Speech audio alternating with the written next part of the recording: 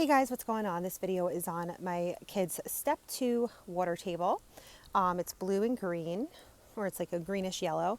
So this is really fun for I would say ages like 1 and up. Makes a great gift too if you're looking for like that first birthday gift. It's plastic, but it's sturdy. It was pretty easy to put together. It didn't come in a whole lot of pieces, which was good. So this is the little drain. You know, you could open it to drain the water out, close it to keep the water in. My kids were just playing with it this morning. They're 3.5 and the other one's going to be 2, and they were having a ball with it. It does come with a lot of like little toys and toys you could play with at the water table.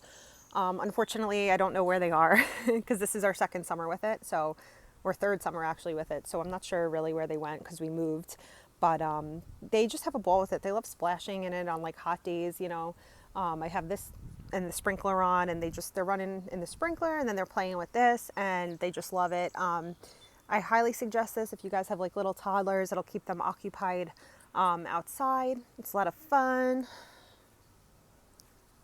Play with like little water toys in here, and they'll just have a blast with it. So